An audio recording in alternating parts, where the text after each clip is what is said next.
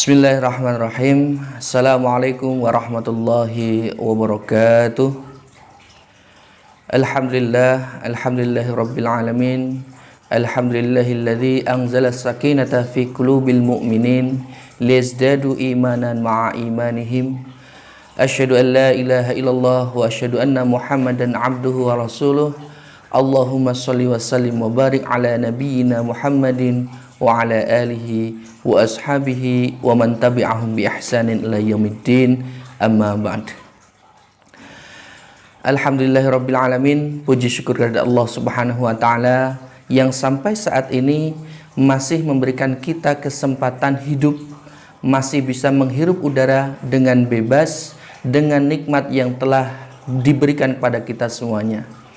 Salawat dan salam semoga selalu tercurah limpahkan kepada junjungan kita Nabi Agung Muhammad Sallallahu Alaihi Wasallam yang insya Allah akan kita tunggu syafaatnya di hari akhir kelak.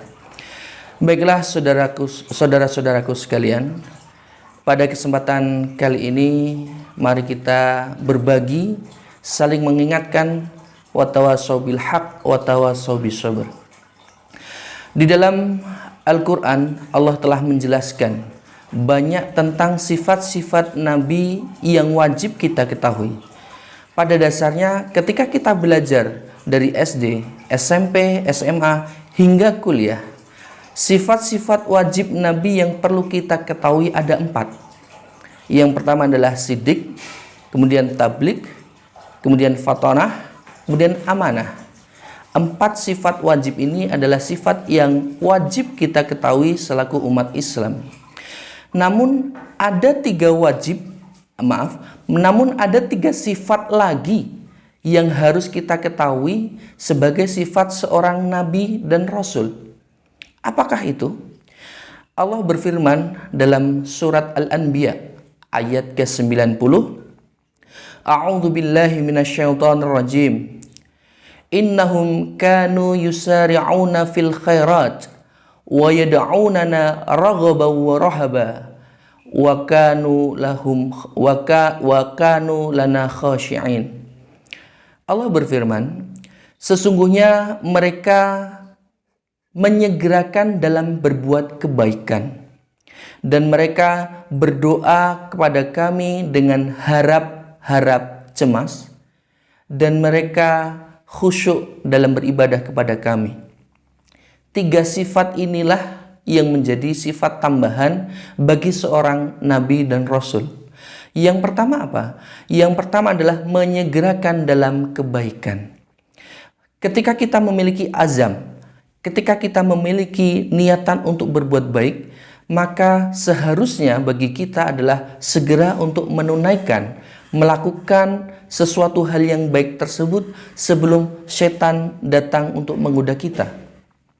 Misalnya kita ingin memiliki azam, ingin bersedekah, berinfak 100.000. Kemudian dalam perjalanan waktu, setan itu akan datang untuk menggoda kita.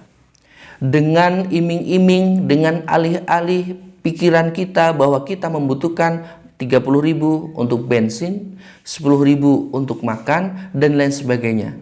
Sehingga pada akhirnya merubah niatan kita yang tadinya kita ingin bersedekah 100.000 berubah menjadi sedekah 50.000. Kita memang sama-sama bersedekah, tetapi nilainya berbeda. Di awal kita berazam 100.000, tapi di akhirnya kita melakukannya menjadi 50.000. Disitulah setan menggoda kita. Maka salah satu sifat Nabi dan Rasul adalah menyegerakan dalam berbuat baik. Maka pada bulan Ramadan ini, di akhir dari bulan Ramadan ini, segerakanlah niat kita, niat yang baik dalam berbuat baik, dalam beribadah kepada Allah Subhanahu wa taala untuk mendekatkan diri kita kepada Allah Subhanahu wa taala.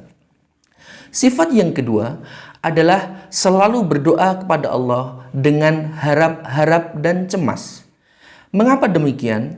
Mengharapkan keridhaan Allah, mengharapkan kedekatan kepada Allah Subhanahu wa taala, dan menakuti, bercemas-cemas terhadap maksiat kepada Allah.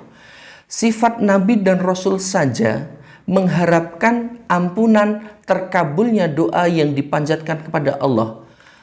Nabi dan Rasul merupakan manusia yang suci, yang insya Allah ma'fu, diampuni dosa-dosanya, pun mengharapkan dikabulkan dan cemas terhadap perbuatan maksiat dan jauh dari Allah Subhanahu wa Ta'ala.